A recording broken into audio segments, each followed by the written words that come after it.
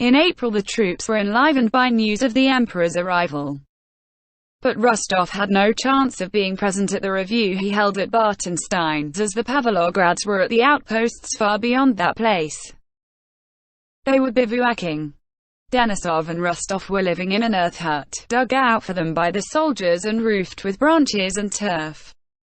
The hut was made in the following manner, which had then come into vogue. A trench was dug 3.5 feet wide, 4 feet 8 inches deep, and 8 feet long. At one end of the trench, steps were cut out and these formed the entrance and vestibule. The trench itself was the room, in which the lucky ones, such as the squadron commander, had a board, lying on piles at the end opposite the entrance, to serve as a table. On each side of the trench the earth was cut out to a breadth of about 2.5 feet, and this did duty for bedsteads and couches. The roof was so constructed that one could stand up in the middle of the trench and could even sit up on the beds if one drew close to the table. Denisov, who was living luxuriously because the soldiers of his squadron liked him, had also a board in the roof at the farther end, with a piece of broken but mended glass in it for a window. When it was very cold, embers from the soldiers' campfire were placed on a bent sheet of iron on the steps in the reception room, as Denisov called that part of the hut, and it was then so warm that the officers, of whom there were always some with Denisov and Rostov, sat in their shirt sleeves. In April, Rostov was on orderly duty. One morning, between 7 and 8, returning after a sleepless night, he sent for embers, changed his rain-soaked underclothes, said his prayers, drank tea, got warm, then tidied up the things on the table and in his own corner, and, his face glowing from exposure to the wind and with nothing on but his shirt, laid down on his back, putting his arms under his head. He was pleasantly considering the probability of being promoted in a few days for his last reconnoitering expedition, and was awaiting Denisov, who had gone out somewhere and with whom he wanted a talk. Suddenly he heard Denisov shouting in a vibrating voice behind the hut, evidently much excited. Rostov moved to the window to see whom he was speaking to, and saw the quartermaster, Topcharenko. "I ordered you not to let them that mashkawut stuff," Denisov was shouting. "And I saw with my own eyes how Lazarchuk brought some FWOM the fields. Single quote. I have given the order again and again, Your Honor, but they don't obey," answered the quartermaster. Rostov lay down again on his bed and thought complacently, "Let him fuss and bustle now, my job's done and I'm lying down capitally." He could hear that Lavrushka, that sly, bold orderly of Denisov's, was talking, as well as the quartermaster. Lavrushka was saying something about loaded wagons, biscuits, and oxen he had seen when he had gone out for provisions. Then Denisov's voice was heard shouting farther and farther away. "Saddle. Second platoon. Single quote. Where are they off to now?" thought Rostov. 5 minutes later, Denisov came into the hut, climbed with muddy boots on the bed, lit his pipe, furiously scattered his things about, took his leaded whip, buckled on his saber, and went out again. In answer to Rostov's inquiry where he was going, he answered vaguely and crossly that he had some business. "Let God and our great monarch judge me afterwards," said Denisov, going out, and Rostov heard the hoofs of several horses splashing through the mud. He did not even trouble to find out where Denisov had gone. Having got warm in his corner, he fell asleep and did not leave the hut till toward evening. Denisov had not yet returned. The weather had cleared up, and near the next hut 2 officers and a cadet were playing svika, laughing as they threw their missiles which buried themselves in the soft mud. Rostov joined them. In the middle of the game, the officers saw some wagons approaching with 15 hussars on their skinny horses behind them. The wagons, escorted by the hussars, drew up to the picket ropes and a crowd of hussars surrounded them.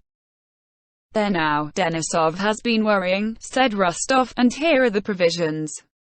Single quote. "So they are," said the officers. "Won't the soldiers be glad?" Single quote. A little behind the hussars came Denisov, accompanied by 2 infantry officers with whom he was talking. Rostov went to meet them. "I warn you, Captain," one of the officers, a short thin man, evidently very angry, was saying. "Haven't I told you I won't give them up?" replied Denisov. "You will answer for it, Captain. It is mutiny seizing the transport of one's own army. Our men have had nothing to eat for 2 days. Single quote. And mine have had nothing for 2 weeks, said Denisov. It is robbery. You'll answer for it, sir, said the infantry officer, raising his voice. Now, what are you pestering me for? Cried Denisov, suddenly losing his temper. I shall answer for it and not you, and you'd better not buzz about here till you get hurt. Be off. Go. He shouted at the officers. Very well, then, shouted the little officer, undaunted and not riding away. If you are determined to rob, I'll... Single quote. Go to the devil. Quick march while you're safe and sound. And Denisov turned his horse on the officer. Very well, muttered the officer threateningly, and turning his horse he trotted away, jolting in his saddle. A dog-ass-wide offense. A wheel dog-ass-wide offense, shouted Denisov after him. The most insulting expression a cavalryman can address to a mounted infantryman. And riding up to Rostov, he burst out laughing. I've taken transports from the infantry by force, he said. After all, can't let our men starve. Single quote. The wagons that had reached the hussars had been consigned to an infantry regiment, but learning from Lavrushka that the transport was unescorted, Denisov with his hussars had seized it by force. The soldiers had biscuits dealt out to them freely, and they even shared them with the other squadrons.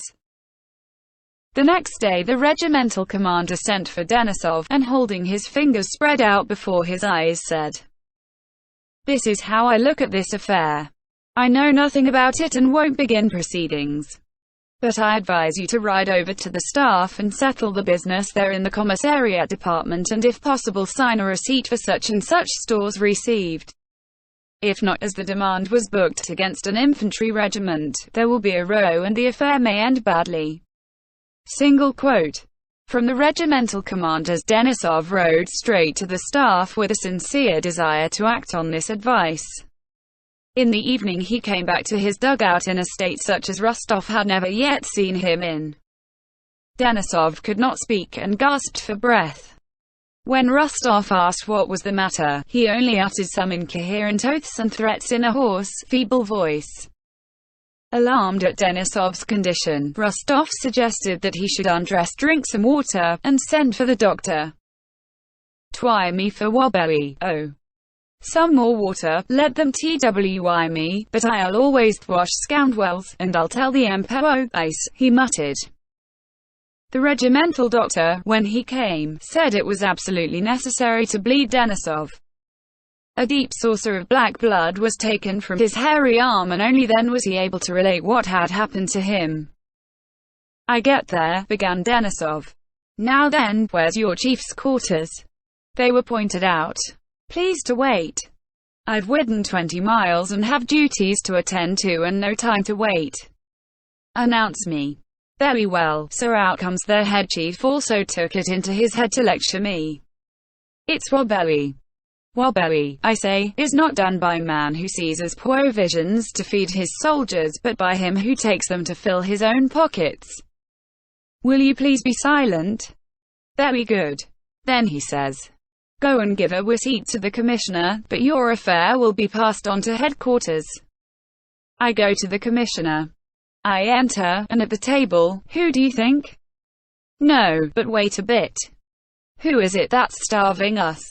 Shouted Denisov, hitting the table with the fist of his newly bled arm so violently that the table nearly broke down and the tumblers on it jumped about. Telyanin. What? So it's you who's starving us to death? Is it? Take this and this. And I hit to him so pat, since weight on his snout, what? And I stash a death washing him. Well, I've had a bit of fun, I can tell you.